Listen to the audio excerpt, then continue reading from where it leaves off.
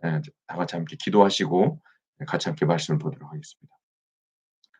살아계신 아버지 하나님, 지난 한 주간도 주님께서 우리와 동행해 주시고 함께해 주셔서 성령 충만함으로 성령 충만함으로 말씀과 기도 가운데 깨어 있게 도와주시고 특별히 교회에서 함께하고 있는 일하기 운동에 동참할 수 있도록 은혜를 주셔서 감사합니다. 기도할 때 성령으로 기도하게 도와주시고 예배할 때 성령으로 예배하게 도와주시고 삶의 현장에서 모든 가정과 직장과 자녀들을 양육하고 섬기는 그 모든 상황 가운데 성령으로 행하게 하셔서 지치지 않게 하시고 곤비치 않게 하시고 늘 하나님의 새 힘과 능력과 권능으로 우리의 삶의 현장에서 넉넉히 살아낼 수 있는 우리 모두가 될 수 있도록 축복하여 주시옵소서. 특별히 오늘 사도행전 함께 읽기 3주차 강의를 같이 함께 시작하려고 합니다. 영상 앞에 있는 그 모든 성도 한 분 한 분을 축복합니다. 성령 하나님께서 지혜와 계시의 영을 주시사 말씀이 잘 들려지고 깨달아지게 도와주시고 마음을 활짝 열고 영적인 귀를 열고 말씀을 들을 때 그 말씀을 통해서 우리의 영이 깨어나고 살아나게 도와주시고 아버지 그 10년 가운데 성령의 충만한 기름 부으심과 아버지 하나님 그 성령의 놀라우신 역사하심으로 말미암아 우리의 가슴이 우리의 심장이 뜨거워지게 도와주시고 예수의 놀라신 복음의 역사가 우리 삶에서 일어나는 것을 직접 경험할 수 있도록 하나님 축복하여 주시옵소서. 오늘도 주께서 말씀을 인도해 주시고 이끌어 주시고 함께해 주실 그 하나님을 간절히 소망하며 예수님의 이름으로 축복하며 기도하옵나이다. 아멘. 어, 성경에서 이 복음에 대해서 직접적으로 처음 언급한 기록되어 있는 말씀이 있습니다. 그 말씀은 창세기 3장 15절입니다. 같이 함께 성경을 한번 찾아보겠습니다. 창세기 3장 15절입니다. 창세기 3장 15절. 창세기 3장 15절에 보면 이제 창세기 3장은 우리가 잘 아는 것처럼 아담과 하와가 동산 중앙에 있는 열매 선악을 알게 하는 열매는 따먹지 말라. 그 열매를 따먹으면 정령 죽으리라. 하나님께서 그렇게 말씀하셨는데 아담과 하와가 떨어져 있을 때 하와가 혼자 있을 때 부부는 항상 같이 있어야 됩니다. 특별히 5월 가정의 달인데 부부는 함께 있어야지 떨어져 있으면 안 됩니다. 그런데 하와가 혼자 떨어져 있을 때 누가 유혹을 하냐면 우리가 흔히 알고 있는 이 뱀, 이제 사단이죠. 성경에서 기본적으로 사단, 뱀, 그다음에 용 이런 것들은 기본적으로 사단과 마귀를 상징한다는 것을 우리는 잘 알고 있습니다. 모형은 뱀으로 나타났지만 그 뱀이 바로 사단이죠. 그 사단이 하와를 유혹하여서 그 열매가 먹음직도 하고 보암직도 하고 지혜롭게 할 만큼 탐스럽기도 한 열매로 보여지고 그 유혹에 넘어가서 그 열매를 선악을 알게 하는 열매를 따먹습니다. 따먹고 난 다음에 하나님께서 아담과 하와 본인만 따먹었으면 됐는데 이 하와가 아담한테도 건네주고 같이 함께 먹게 되죠. 그리고 하나님께서 아담과 하와를 찾으시고 부르시죠. 그게 바로 3장 8절입니다. 그들이 그날 바람이 불 때 동산에 거니시는 여호와 하나님의 소리를 듣고 아담과 그의 아내가 여호와 하나님의 낯을 피하여 동산 나무 사이에 숨은지라. 여호와 하나님이 아담을 부르시며 그에게 이르시되 내가 어디 있느냐. 이르되 내가 동산에서 하나님의 소리를 듣고 내가 벗었으므로 두려워하여 숨었나이다. 죄지은 인간이 하나님 앞에서 갖는 심정, 마음은 뭐냐면 바로 두려움입니다.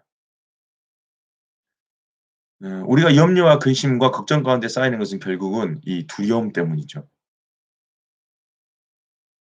우리 사람은 하나님 앞에서 죄를 지었을 때 찾아오는 마음이 두려운 마음입니다. 아담과 하와는 하나님과 함께 동산을 거닐던 하나님과 친밀한 관계, 그렇게 친하게 하나님과 함께 동행했던 아담과 하와는 선악과를 따먹고 난 이후에 하나님이 두려워서 숨었습니다. 근데 하나님께서는 숨어있는 아담과 하와를 부르십니다. 하나님은 이때부터 우리 모든 사람들을 부르십니다. 왜 부르십니까? 하나님과 깨어진 관계를 회복하기 위해서. 하나님의 죄를 통해서 하나님의 형상을 잃어버린 인간들의 하나님의 형상을 회복시켜 주시기 위해서 하나님은 아담을 부르시는 그때부터 지금까지 모든 인간들을 찾으시고 부르십니다. 그래서 이 아담과 하와가 하나님의 부르심 앞에 두려워서 숨어 있을 때 에 "아 주님, 제가 하나님 먼저 생각하지 못하고 하나님 우선순위가 못 돼서 제가 잘못해서 먼저 따먹었습니다. 하와부터." 이렇게 정직한 회개, 정직한 고백을 했으면 정직한 자복을 했으면 참 좋았을 건데 예 이게 핑계를 댑니다. 이게 죄 지은 사람들의 특징이 바로 이거예요. 두려움 가운데 내 책임 아니고 남의 책임, 핑계를 대는 것이죠. 12 절에 아담이 이르되 하나님이 주셔서 나와 함께 있게 하신 여자 그가 그 나무 열매를 내게 주므로 내가 먹었나이다. 아담은 하나님이 주신 그 하와가 먹으라 해서 먹었습니다 해서 남편이 책임을 아내에게 떠넘기죠. 근데 하와는 어떻게 떠넘겼습니까? 11 절에 보면 이르시되 "누가 내 벗었음을 내게 알렸느냐." 하나님께서 예 이 몸을 벗고 있는 것이 인제 부끄러워져서 나뭇가지로 자기의 몸을 가리고 숨었을 때 이르시되 "누가 너의 벗었음을 내게 알렸느냐? 내가 내게 먹지 말라 명한 그 나무 열매를 내가 먹었느냐?" 하나님께서 이렇게 물으실 때 아담은 이 핑계를 대요. 하와 핑계를 대죠. 13 절에 여호와 하나님이 이제 하와에게 묻습니다. 여자에게 이르시되 "내가 어찌하여 이렇게 하였느냐?" 여자가 이르되 "뱀이 나를 꾀므로 내가 먹었나이다." 14 절 여호와 하나님이 뱀에게 이르시되 "내가 이렇게 하였으니 내가 모든 가축과 들의 모든 짐승보다 더욱 저주를 받아 배로 다니고 살아 있는 동안 흙을 먹을지니라." 그리고 난 다음에 성경에서 가장 먼저 이야기하는 이 3장 15절 이걸 보고 원시복음, 최초복음 또는 최초 언약 이런 말을 붙이는데 3장 15 절을 같이 한번 읽어 보겠습니다. "내가 너로 여자와 원수가 되게 하고 내 후손도 여자의 후손과 원수가 되게 하리니 여자의 후손은 내 머리를 상하게 할 것이요 너는 그의 발꿈치를 상하게 할 것이니라." 하시고 여기는 "내가 너로" 여기서 "내가는" 하나님이시죠. 하나님이 너로 사탄에게 여자와 원수가 되게 하고 여자가 원수가 되게 하고 내 후손도 그러니까 사단의 후손, 사단의 모든 사람들 내 후손도 여자의 후손과 원수가 되게 하리니 여자의 후손은 내 머리를 상하게 할 것이요 너는 그의 발꿈치를 상하게 할 것이니라. 여자의 후손은 내 머리를 상하게 할 것이다. 여러분이 아신 것처럼 머리는 에 사람을 죽일 때 치명상을 일으키는 것이 바로 머리죠. 여자의 후손 곧 누구를 이야기하는 것이죠? 예수 그리스도. 이 예수 그리스도가 너의 머리를 상하게 할 것이다. 예수님은 인간이 가장 두려워하는 것이 죽음이죠. 근데 예수님께서 십자가에서 죽으시고 3일 만에 부활하셔서 살아나셨어요. 그래서 잠자는 자들의 첫 열매가 되셨어요. 죽음의 쇠사슬을 끊어 버리셨어요. 그게 바로 사단의 머리를 깨트린 거죠. 그래서 예수님이 죽음을 이기신 것을 이렇게 표현하고 있는 거예요. "여자의 후손은 내 머리를 상하게 할 것이다." 이 머리를 상하게 한 것이 바로 뭐예요? 죽음을 이기시고 부활하신 예수 그리스도를 이야기하고 있는 것이죠. 그런데 너는 이제 사단이죠. "너는 그의 발꿈치" 여기서 그는 여자의 후손이죠. 어 예수 그리스도를 이야기하는 것이죠. "너는 그의 발꿈치를 상하게 할 것이니라." 여러분 예전에 나왔던 더 패션 오브 지저스 크라이스트 영화 아시죠? 그 영화에 보면 예수님께서 기도하실 때 이렇게 뱀이 나와 가지고 사람이 뱀으로 변하죠. 뱀이 나와 가지고 예수님의 발꿈치를 무는 장면이 나와요. "너는 그의 발꿈치를 상하게 할 것이라." 이 "발꿈치를 상하게 할 것이다." 이게 인제 상징적인 표현이죠. 십자가에 못 박는 것을 이야기하는 거예요. 그러나 그 십자가에 못 박은 것은 진짜 발꿈치를 잠깐 무는 효과밖에 없어요. 왜냐하면 예수님이 십자가를 지시고 살아나심으로 말미암아 우리의 모든 죄를 다 용서해 주시고 죽음을 이기셨기 때문이죠. 그래서 이 3장 15 절이 성경에서 말하는 최초의 복음이다. 그다음에 원시 언약이다. 라고 그렇게 이야기를 하죠. 그러면 이 여자가 여자의 후손이 예수 그리스도라고 내가 말씀을 드렸는데 그럼 이 여자는 누구인가? 이 여자를 설명하기 위해서는 요한계시록 12장 1 절로 가야 됩니다. 다 같이 한번 찾아보겠습니다. 요한계시록 12장 1 절입니다.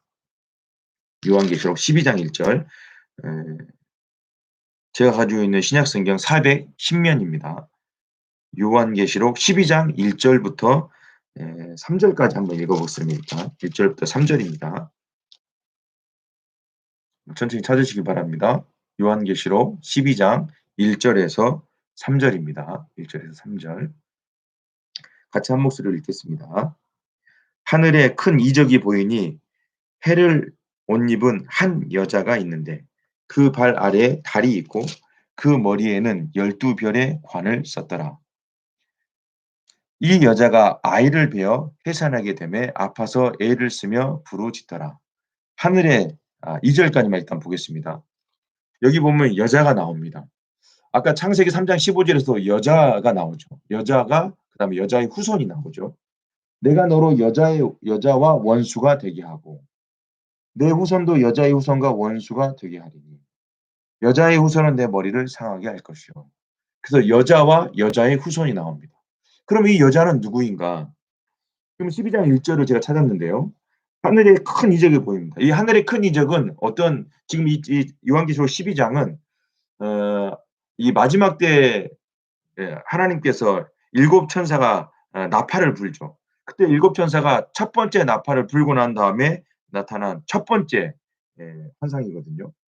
그래서 11장 요한계시록 11장 15 절을 보시면 일곱째 천사가 나팔을 불매 하늘에 큰 음성들이 나서 이르되 세상 나라가 우리 주와 그의 그리스도의 나라가 되어 그가 세세토록 왕노릇 하시리로다 하니 하나님 앞에서 자기 보좌에 앉아 있던 24 장로가 엎드려 얼굴을 땅에 대고 하나님께 경배하여 이르되 감사하옵나니 옛적에도 계셨고 지금도 계신 주 하나님 곧 전능하신 이여 친히 큰 권능을 잡으시고 왕노릇 하시도다. 이방들이 분노하며 지의 진노가 되어 죽은 자를 심판하시며 동선지자들과 성도들과 또 작은 자든지 큰 자든지 주의 이름을 경외하는 자들에게 상 주시며 또 땅을 망하게 하는 자들을 멸망시킬 때서로소이다 하더라. 이에 19절은 같이 한번 읽겠습니다. 19절 시작. 이에 하늘에 있는 하나님의 성전이 열리니 하늘에 있는 성전이 열리니 하늘에 있는 성전이 열렸다. 여기서 뭐냐면 이스라엘 백성들이 출애굽하고 난 다음에 하나님께서 성막을 지으라고 모세에게 이야기해 주죠. 그 성막은 하늘에 있는 천국의 모형이죠. 이거는 제가 미리 찾아 놓은 말씀은 아닌데 같이 한번 보시겠습니다. 히브리서 8장 5 절입니다. 히브리서 8장 5 절. 제가 가지고 있는 신약 성경 360면입니다. 신약 성경 360면 히브리서 8장 5 절입니다. 히브리서 8장 5 절 같이 한번 읽어 보겠습니다. 시작. 그들이 섬기는 것은 하늘에 있는 것의 모형과 그림자라. 모세가 장막을 지으려 할 때에 지시하심을 얻은 것 같으니 이르시되 삼가 모든 것을 산에서 내게 보이던 본을 따라 지으라 하셨느니라. 무슨 얘기예요? 모세가 장막을 지으려 할 때 하나님께서 지시해 주셨죠. 장막의 사이즈, 재료 모든 것들을 디테일하게 다 설명을 해 주셨죠. 근데 이 모세가 지은 장막, 이 성소가 이게 8장 5 절에 보면 그들이 섬기는 것은 그 장막은 하늘에 있는 것의 모형과 그림자다. 그러니까 이 성막이 이 장막이 이 성소와 지성소 이것이 바로 천국의 모형인 것이죠. 모형과 그림자라고 이야기했어요. 근데 지금 우리가 읽은 다시 요한계시록 11 장으로 19 절로 오시면 요한계시록 11장 19절 다시 오시면 이 하늘에 있는 하나님의 성전이 열려요. 하나님의 성전이 열리니 성전 안에 뭐가 있어요? 하나님의 언약궤가 보이며. 제가 지난주 강의 때 이 언약궤, 증거궤 설명을 드렸죠. 언약궤 증거궤는 하나님의 임재의 상징이에요. 제가 어제 새벽에 설교하면서 실은 솔로몬의 성전 건축도 좀 다루고 싶었지만 시간이 없어서 다루지를 못했어요.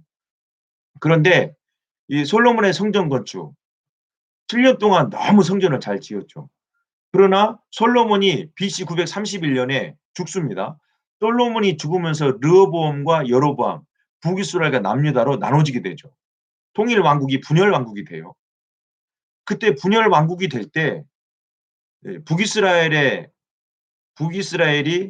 아수르에 의해서 BC 722년에 멸망을 당하고 남유다가 바벨론에 의해서 BC 586년에 멸망을 당할 때 당시 느부갓네살 왕이 바벨론의 느부갓네살 왕이 와서 솔로몬이 지었던 그 화려한 성전을 다 무너뜨려 버리죠.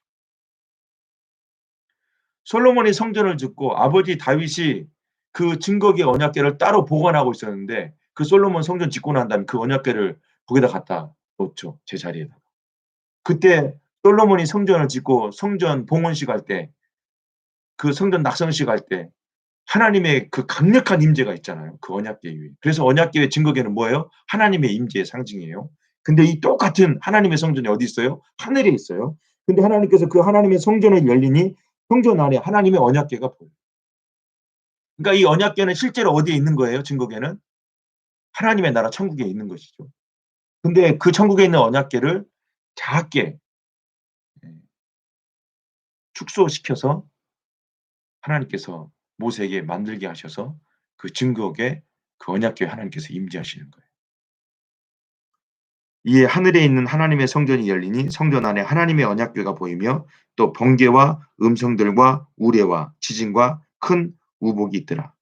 그 언약궤, 증거궤, 그 제가 속죄 소유의 시은 자, 그러니까 스랍 날개 고 사이에서 하나님의 음성이 들리고 거기가 하나님 임재하신다 그랬잖아요. 근데 거기서 지금 번개와 음성들과 우레와 지진과 큰 우박이 있더라. 그리고 난 다음에 그 우박이 있으면서 12장 1절에 하늘에 큰 이적이 한번 보이는 거예요 인제. 그때 해를 옷 입은 한 여자, 태양을 옷을 입었어요. 그 한 여자가 있는데 그 발 아래에는 달이 있고 그러니까 태양으로 해로 옷을 입고 그 여자의 발 밑에는 달이 있어요. 그다음에 달이 있고 그 여자의 머리에는 12 별의 관을 썼더라. 12 별의 관을 썼더라. 여기 보니까 해, 달, 별이 나옵니다. 여러분 해, 달, 별 하면 실은 신천지에서 이 해, 달, 별을 참 이렇게 편하게 해석을 했더라고요. 실은 이 12장도 신천지들이 해석하는 해석이 있어요. 근데 그것까지 제가 설명을 할 수가 없는데 어찌 됐든 해, 달, 별 하면 여러분 누가 떠올려야 되냐면 실은 요셉이 떠올라야 돼요. 이 해, 달, 별 요셉은 여러분이 아시는 것처럼 야곱의 12 아들 중에 막내잖아요. 근데 이 막내가 꿈을 꾸잖아요. 어. 볏집이 예 자기한테 절하는 꿈을 꿔요. 그래서 이 해는 누구를 상징하냐면 야곱, 요셉의 아버지 야곱을 상징하고 달은 누구예요? 요셉의 아니 그 야곱의 그때 부인 당시 예 라헬을 상징하고요. 그다음에 별 네 이 별은 형제들을 상징해요. 그래서 해, 달, 별 하면 요셉을 떠올려야 돼요. 실은 그 요셉을 통해서 12 지파의 정체성들이 분명해지는 것이거든요. 그래서 지금 여기 나와 있는 이 여자는 누구를 상징하냐면 12 지파, 12 지파는 하나님께서 궁극적으로 하나님의 나라와 교회를 세우고자 하는 하나님의 이 구속사의 큰 계획이 있으셨던 것이죠. 그런데 이 12 지파들은 12 지파들은 이 가나안 땅에 들어가서 가나안 공동체의 교회를 이루지를 못해요. 어 본인들의 후대에게 믿음을 전수해 주고 말씀과 예배를 전수하는 데 실패하게 되죠. 그래서 예수님의 그 12 지파의 가나안 공동체 교회가 실패가 되어지죠. 하나님은 이 12지파를 계속 지속시켜서 구약에서 교회를 이루고 싶으셨지만 이 12지파의 교회는 계속해서 실패로 돌아갑니다. 그 12지파가 가나안 땅에서 실패를 하게 되죠. 그리고 사사시대가 350년에서 400년 사이잖아요. 이때를 사사시대를 암흑기라고 이야기하죠. 성경에는 암흑기가 두 군데 나오죠. 이 사사시대를 다크 에이지라고 이야기하죠. 암흑기라고 이야기하고 그다음에 이 말라기서와 마태복음 사이의 신구약 중간 시대를 이 400년인데 여기도 다크 에이지라고 이야기를 하죠. 왜 그렇습니까? 하나님의 말씀이 없는 것이에요. 어찌 됐든 이 12지파는 하나님의 교회를 이루지를 못하고 가나안 다크 에이지 이 사사 시대를 지나고 하나님께서는 그래서 통일 왕국을 통해서 하나님의 이 교회 왕국을 이루어 가고 싶었지만 이스라엘 백성들은 그때 이 솔로몬 왕 죽으면서 또 분열이 되고 분열해서 포로 귀환시켜서 성전을 다시 재건축하고 에스라, 느헤미야, 스룹바벨을 통해서 다시 성전을 재건하고 그 예루살렘 성전 재건에서 교회를 공동체를 이루고 싶으셨지만 이스라엘 백성들은 또 죄를 짓고 그래서 하나님께서는 말라기 선지자에게 마지막으로 말씀하시고 하나님께서 더 이상 선지자에게 말씀하시지 아니고 400년 동안 침묵을 하시는 것이죠. 그리고 하나님께서는 구약에 약속하셨던 그 예수 그리스도를 신약에서 나오게 하셔서 지난주에 설명드린 것처럼 예수 그리스도가 곧 교회가 되시는 것이에요.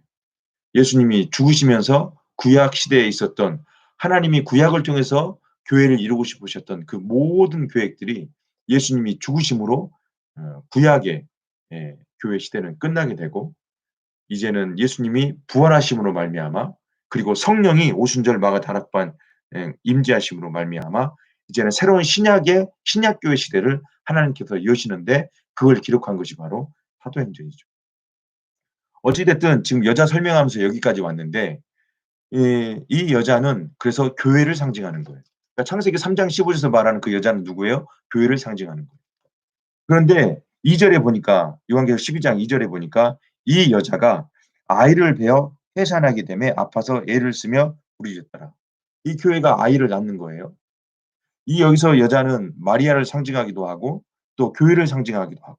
그래서 그 아이가 누구예요? 그 애가 누구예요? 바로 예수 그리스도인 거죠.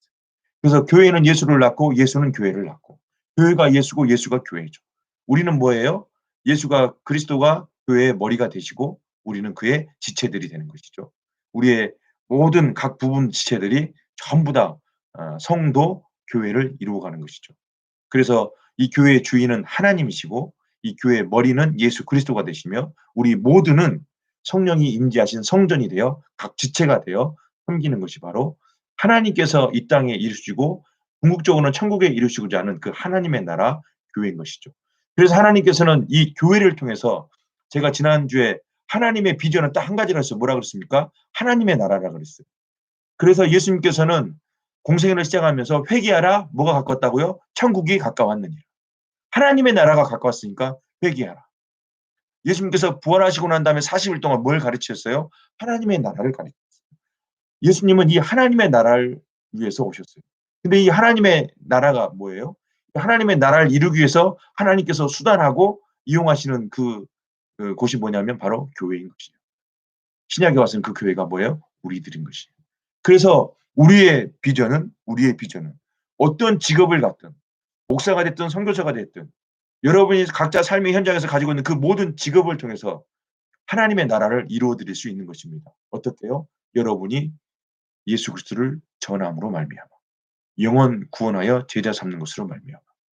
왜냐하면 성령이 임하면 누구를 증언하신다 그랬죠? 예수님을 증언하는 거죠. 성령 충만한 사람은 예수님을 증언하게 돼 있어요. 그래서 여러분이 영혼 구원하여 제자 삼으면 여러분이 하나님의 나라를 이루어가는 것이고 하나님께서 이 땅에 주신 이 신약교회의 원형을 여러분이 이루어 드리는 거죠. 그래서 여러분의 그리고 저의 우리 모두의 꿈은 하나님의 비전 곧 뭐예요? 하나님의 나라. 근데 하나님 그 하나님의 나라를 무엇을 통해서 이루어 가신다고요? 교회를 통해서 이루어 가신다.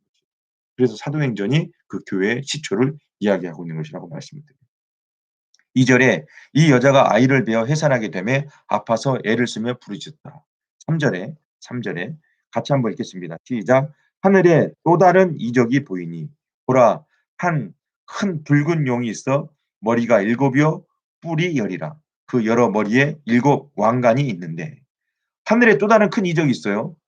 잠깐 잘 봐야지 잘못 보면 머리가 7이고 뿔이 10이고 그 여러 머리에 7 왕관이 있다.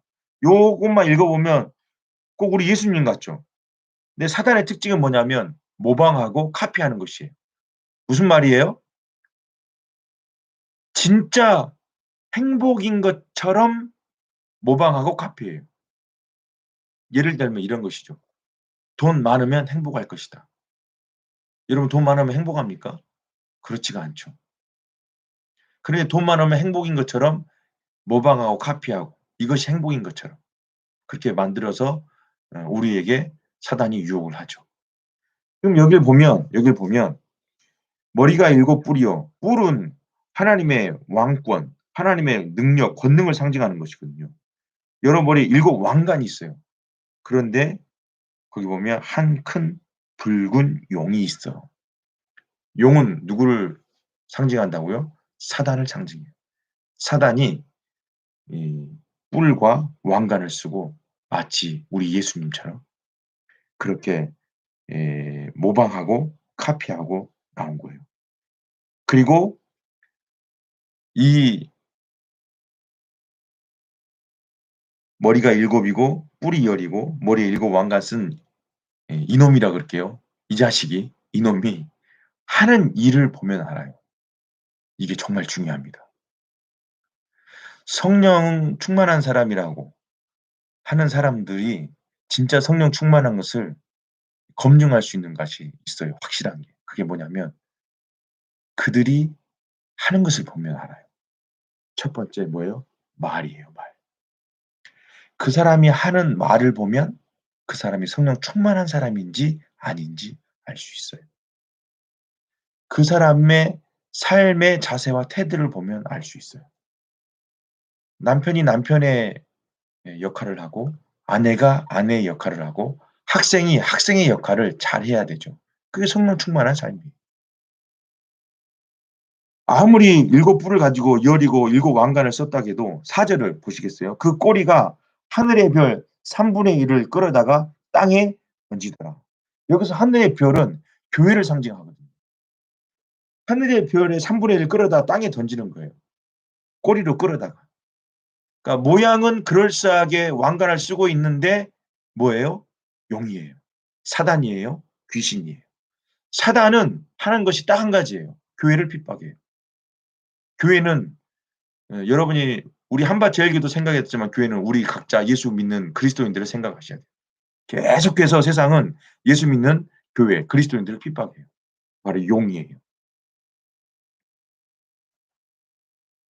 그래서 그 꼬리가 하늘의 별 3분의 1을 끌어다가 땅에 던지더라. 용이 해산하려는 여자 앞에서 그가 해산하면 그 아이를 삼키고자 하더니 여자 앞에서 그가 해산하면 그 아이를 삼키고자 하더니 여러분 마리아가 예수님을 이렇게 출생하고 난 다음에 헤롯이 남자 사내 아이를 다 잡아 죽인 거 아시죠? 꼭 그거 생각나시죠? 여자 앞에서 그가 해산하면 그 아이를 삼키고자 하더니 5절에 여자가 아들을 낳으니 이는 장차 철장으로 만국을 다스릴 남자라. 예수님을 상징하죠. 그 아이를 하나님 앞과 그 보좌 앞으로 올려가더라. 그 아이를 하나님 앞과 그 보좌 앞으로 올려가더라. 보시죠? 사도행전 1장에 나와 있는 예수님의 승천이에요. 예수님께서 부활하신 것을 지금 이미 요한계시록에서 말씀하고 있는 것이죠.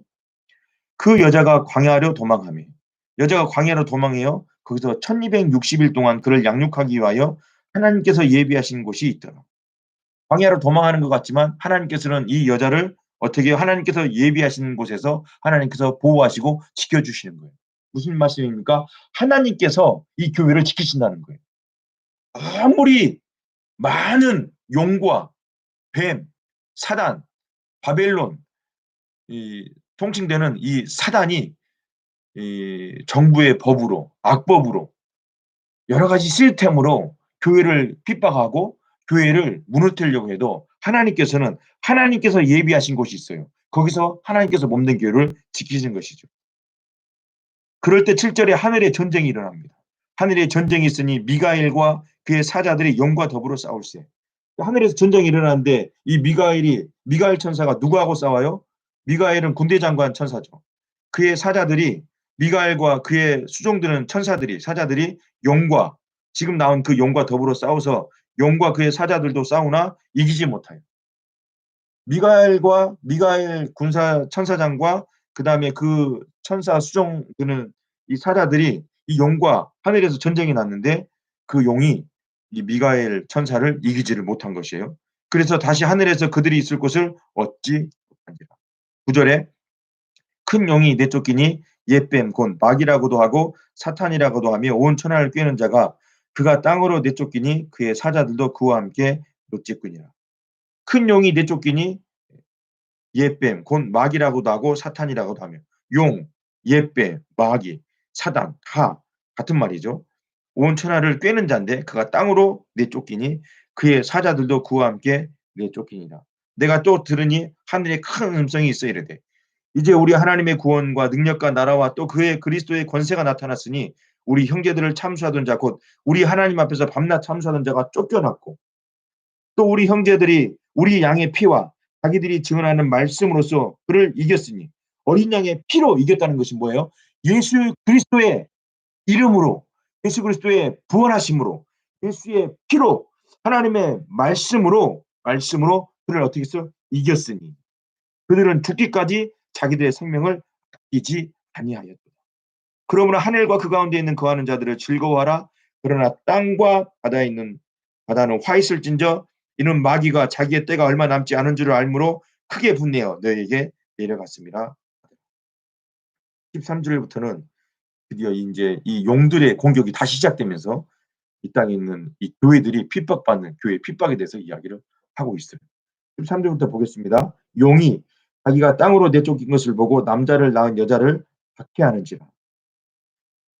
그 여자가 큰 독수리의 두 날개를 받아 광야 자기 곳으로 날아가 거기서 그 뱀의 낫을 피하여 한 때와 두 때와 반 때를 양육받으며 여자의 뒤에서 뱀이 그 입으로 물을 강같이 토하여 여자를 물어 떼내려가게 하려 하되 땅이 여자를 도와 그 입을 벌려 용의 입에서 토한 강물을 삼키니 용이 여자에게 분노하여 돌아가서 그 여자의 남은 자손 곧 하나님의 계명을 지키며 예수의 증거를 가진 자들과 더불어 싸우려고 바다 모래 위에 서 있다.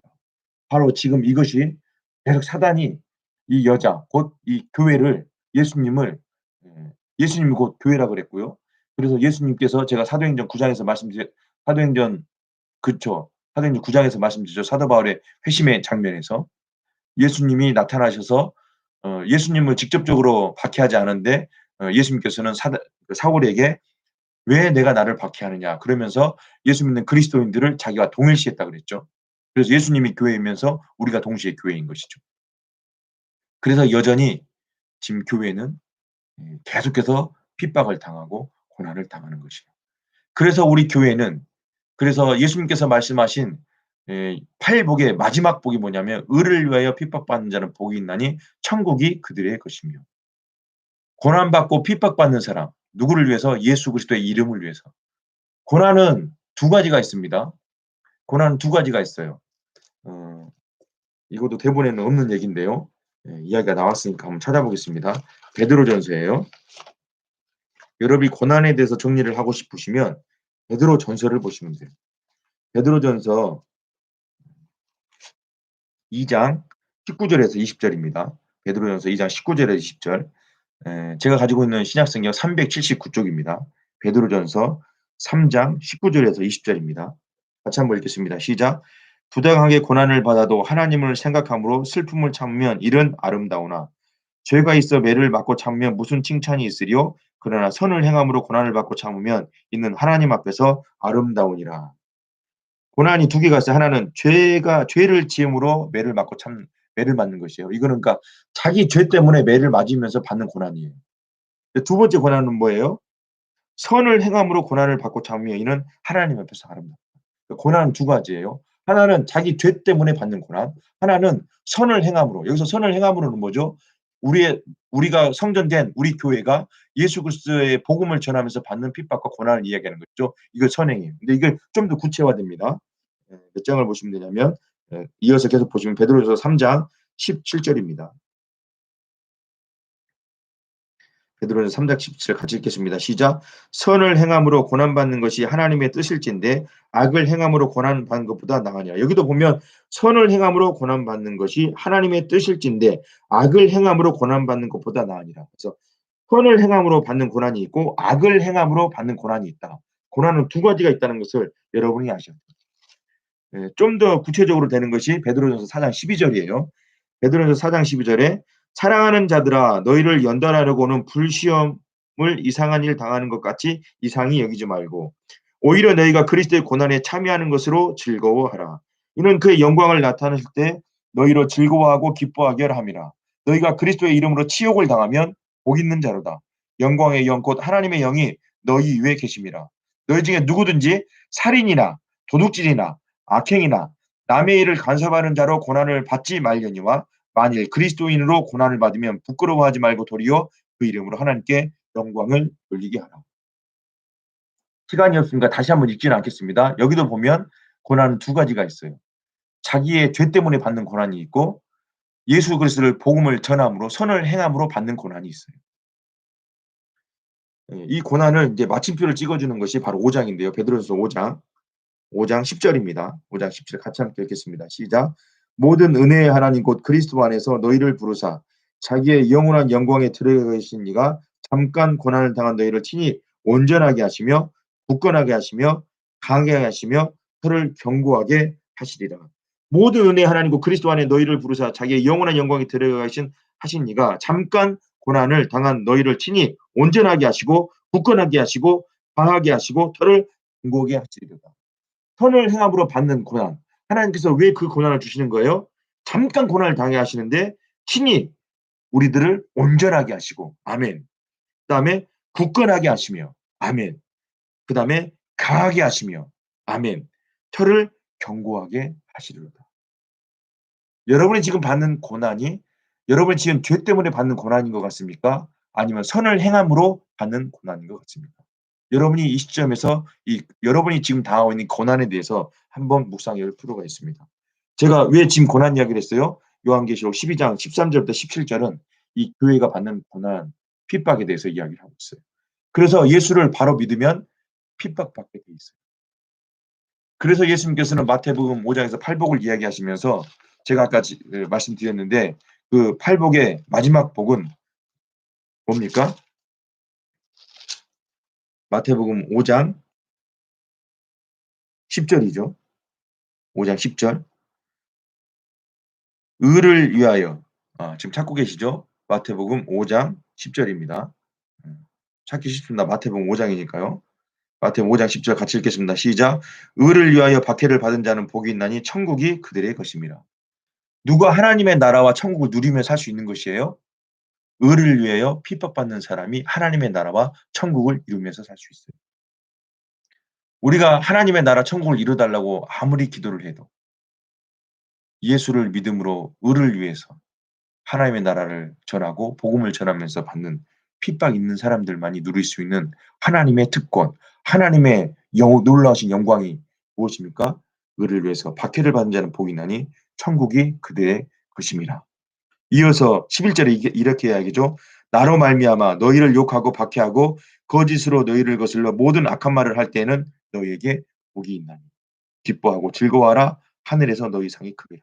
너희 전에 있던 선지자들도 이같이 받게 하리라. 우리 믿음의 모든 선배들, 선지들도 똑같이 이 박해를 받음으로 하나님의 나라와 천국을 누리면서 살았다는 것이죠. 제가 지금 이 여자 원시 복음 언약을 설명하면서 요한계시록 12장까지 말씀을 읽어드렸어요. 이제 시간이 없으니까 찾지는 않겠는데 이 다니엘서에서 이 다니엘은 이 하늘에서 일어나는 이 요한계시록 12장의 전쟁을 이미 봤어요. 이제 여러분 참고로 보시면 다니엘서 10장 1절에서 3절이에요. 여러분 이제 영상 끝나고 난 다음에 한번 찾아보세요. 다니엘서 10장 1절에서 3절이 이 다니엘이 하늘에서 일어나는 이 요한계시록 12장의 전쟁을 본 것이에요. 그리고 그 전쟁을 보고 다니엘서 10장 12절 14절에 그리고 그 전쟁을 보고 난 다음에 다니엘이 제일 먼저 한 게 뭡니까? 기도였던 것이죠. 왜요? 자기가 이 땅에 살고 있지만 하늘에서는 이 하나님의 천군 천사장들이 엄청난 영적인 공격, 하늘의 전쟁이 있다는 것을 본인이 알게 되고 자기도 그 자리에서 무릎 꿇고 기도하게 됩니다. 그래서 다니엘서 12장 10장 12절에 14절 여러분 읽어보시면 이미 다니엘은 이 하늘의 전쟁을 본 거예요. 실은 스가랴에서도 이 하늘의 전쟁에 대한 이야기가 나오죠. 시간이 없으니까 이제 더 찾아볼 수는 없고요. 그래서 하나님의 이 몸된 교회는 누가 지키시냐면 하나님께서 지키세요. 그 교회가 누구예요? 우리예요. 우리를 누가 지키세요? 하나님이 지키세요. 그래서 마태복음 16장 18절에 또 내가 내게 이르노니 너는 베드로라. 내가 이 반석 위에 내 교회를 세우리니 음부의 권세가 이기지 못하리라. 이 반석 위에 내 교회를 세우리니 음부의 권세는 뭐예요? 마귀의 권세, 사단의 권세. 아무리 정부가, 아무리 나라가 시스템으로, 법으로 교회에 있는 성경적인 가치관을 무너뜨리고 교회를 공격한다 할지라도 아까 요한계시록 12장 읽은 대로 하나님께서 예비하신 그 토유에 하나님께서 그 장소에서 예비한 그 장소에 그 교회를 두셔서 하나님께서 지켜주신다는 것이죠. 이제 시간이 벌써 45분이 돼서 거두절미하고 사도행전 1장으로 오겠습니다. 그래서 하나님께서는 구약에서 12지파를 통해서 이루시고자 했던 그 하나님의 구약의 교회. 여러분 이 스데반의 설교가 스데반이 이제 순교해서 죽는 것이 바로 7장에 나오죠. 한번 보시겠습니까? 사도행전 7장입니다. 사도행전 7장. 사도행전 7장은 이 스데반 최초의 순교자라고 할 수 있는 이 스데반 집사님께서 아주 훌륭하신 이스라엘의 구속사를 꿰뚫는 설교를 하셨어요. 이 사도행전 7장 이 스데반 집사님의 설교 원문이 원고가 여기에 기록되어 있는 것이죠. 근데 이 스데반 집사님이 이 설교를 하시면서 사도행전 7장 38절에 사도행전 7장 38절에 시내산에서 말하던 그 천사와 우리 조상들과 함께 광야 교회에 있었고 또 살아있는 말씀을 받아 우리에게 주던 자가 이 사람이라. 그래서 이 광야를 뭐라고 표현하냐면 교회라고 이야기해요. 그래서 이스라엘 백성들이 하나님께서 교회를 이루시게 했던 그래서 광야에서 이스라엘 백성들이 방황했지만 이 스데반 집사님은 그 이스라엘 백성들이 광야에서 뭐라고 이야기하냐면 교회라고 이야기해요. 여기 쓰인 이 교회가 헬라어 단어로 에클레시아예요. 회중의 모임을 이야기하는 것이죠. 그래서 하나님께서는 이 광야 교회를 통해서 이 구약에서 멋진 교회를 이뤄내고 싶으셨지만 하나님께서 계속 약속하고 언약했던 그 언약을 깨트린 구약에 있는 수많은 선지자들과 이스라엘 백성들을 통하여서 이제는 신약의 교회를 다시 이루시기 위해서 예수님이 직접 오심으로 말미암아 성령으로 교회 시대를 여신 것이에요. 사도행전 1장에 대한 이야기들은 이 1장 4절에 보면 사도와 함께 모이사 그들에게 분부하여 이르시되 예루살렘을 떠나지 말고 내게서 들은 바 아버지께서 약속하신 것을 기다리라. 요한은 물로 세례를 베풀었으나 너희는 몇 날이 못되어 성령으로 세례를 받으리라. 이 물 세례와 성령의 세례, 그 다음에 성령 세례와 성령 충만 이게 좀 구분이 돼야 되거든요. 물 세례는 우리가 교회에서 받는 것이죠. 죄송하지만 물 세례는 우리가 신앙을 교육을 받고 내가 예수를 믿는다라고 이야기하면 물 세례는 무조건 줍니다. 근데 이 성령 세례는 일회적인 사건이에요. 그러니까 물 세례를 받고 성령 세례를 받는 사람도 있고 사도행전도 읽어보면 그래요. 성령 세례를 받고 물 세례를 받는 사람이 있어요. 그러나 성령 세례는 뭐예요? 단 내 인생에 한 번 받는 거예요. 언제요? 예수 그리스도를 진심으로 내 마음 안에 영접할 때. 영접하는 자 곧 그 이름을 믿는 자에게는 하나님의 자녀가 되는 권세를 주셨다고 그랬는데 그 예수님을 영접할 때 성령 하나님이 우리 가운데 임재하세요. 예수님은 누가 영접해요? 내가 지난날 지은 죄, 내가 지금도 짓고 있는 죄, 이후에도 지을 그 모든 죄들을 내 능력으로는 그 죄를 해결할 수 없다라고 인정한 사람. 그래서 나는 이 죄에서 이 죄의 사망의 법에서 내 능력으로는 절대로 헤어날 수 없다라고 인정한 사람, 나는 진짜 죄인입니다라고 인정한 사람, 그 사람은 예수님을 영접하죠. 왜요? 그 예수님이 우리 죄를 용서해 주시고 해결해 주시고 우리의 구원자와 메시아가 되시기 때문에. 그래서 성령 세례는 언제 받는 것이요? 단 이례적인 것이에요. 예수님을 영접할 때 성령 하나님 우리 가운데 직접 내 마음속에 내주하시고 임재하시는 것이죠. 그러면 성령 충만은 뭐예요? 성령 충만은 제가 강의 준비하면서 읽은 이 사도행전 속으로라는 사도행전 강해책이 있는데 여기서 성령 세례와 성령 충만을 이렇게 설명을 하고 있어요. 성령 세례는 부부가 결혼하는 결혼식이다. 그러니까 결혼식은 뭐예요? 예수님을 영접받은 그 시기죠. 그래서 예수님을 영접함과 동시에 우리는 시제가 뭐가 되는 거예요? 과거 시제가 되는 것이죠. 예수님을 여러분들이 다 언젠가는 다 영접을 하셨죠. 그게 시점이 다 언제? 과거예요. 그러니까 성령 세례는 단회적인 사건, 예수님을 영접함으로 그래서 결혼식이다. 그런데 성령 충만은 무엇이냐? 부부가 서로 사랑한다고 고백하고 그 사랑으로 알콩달콩 살아가는 삶이 성령 충만이다. 이렇게 설명을 해요. 성령 세례는 결혼식이고 성령 충만은 결혼식 한 부부가 살아가는 사랑을 고백하고 표현하며 살아가는 삶이다라고 이야기를 하는데 참 비유를 잘 해 놓으신 것 같아요. 그래서 성령 세례는 여러분 예수님을 영접함과 동시에 여러분 성령이 여러분의 심령 안에 내주하시고 계시니까 성령 하나님이 여러분과 함께 동행해 주시는 것이죠. 성령 충만은 뭐예요? 성령 충만은 이제 성령 세례 받은 내주하신 그 성령 하나님께서 우리가 말씀을 읽을 때 찬양을 부를 때 이 성령 하나님께서 이 내 안에 계신 성령 하나님께서 어 반응하시는 것이죠. 그래서 우리가 간절히 기도하면 내 안에 내주하신 그 성령 하나님께서 강력하게 역사하시는 것이죠.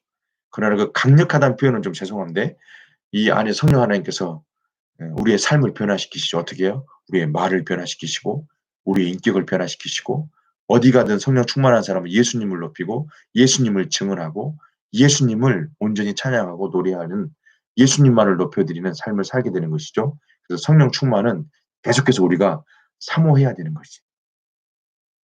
성령 세례를 설명을 드렸어요. 6절에 그들이 모였을 때 예수께 여쭈어 이르되 주께서 이스라엘 나라를 회복하심이 이때니이까 하니 제자들은 지금도 하나님의 나라를 배움을 받았음에도 불구하고 그들의 관심사는 뭐냐면 로마 정부로부터 로마로부터 자유하게 되는 우리가 일제시대 때 1945년 8월 15일 날에 일제로부터 독립했던 것처럼 이스라엘 백성들은 로마 정부로부터 언제 독립하는가가 최고의 관심사였죠. 예. 제자들은 지금 또 묻는 거예요. 이스라엘 나라를 회복하시니 언제입니까? 그때 예수님께서 7 절에 이르시되 때와 시기는 아버지께서 자기의 권한에 두셨으니 너희가 알 바 아니니. 때와 시기를 알려고 하시면 안 돼요. 전도서 3 장에 그 하나님의 때에 대해서 이야기하죠. 하나님의 때는 하나님만 아시는 것이에요. 심지어는 예수님도 모르세요. 성부 하나님만 아세요. 근데 그 때를 알려고 하니까 문제가 생겨요.